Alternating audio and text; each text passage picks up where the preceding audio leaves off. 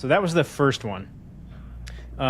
Where'd you go from there? When did you go from one to two to three to four to three to two to three to four to wherever you are right now? Well, what's funny is, and I'm sure you know this, Matt, is like once you're in the business, you're in that little bubble, you're in that little circle.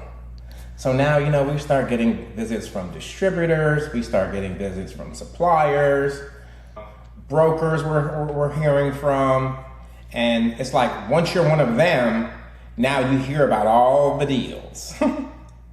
So I had a broker come to us and he was like, Joe, we have this opportunity. It's actually a laundromat down the street from you, about 4 or 5 miles. It's actually been held by an owner that has owned it for a long time, about 25 years, and they're trying to sell.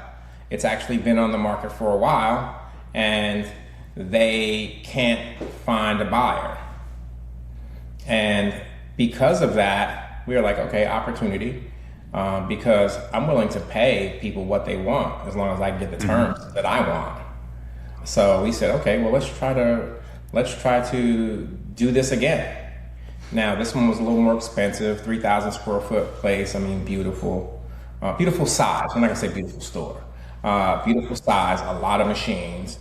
And we was like, okay, this could definitely be $1 million store. So, and this is actually now, so we're dealing with a broker, right? So we're going through a broker. We're not dealing directly with the seller. So I say to the broker, I'm like, well, we're open to, their price as long as, they're willing to do some owner financing and they are willing to and teach us this business.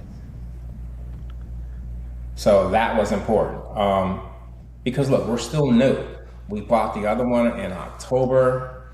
I think we closed on, September. We closed on this one, I want to say like February.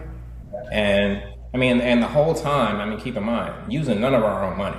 We're getting friends and family and involved, and they're putting up the cash for like the renovation on the first one, the reserves and so forth. So we just kind of repeated what we did. We figured this out by accident.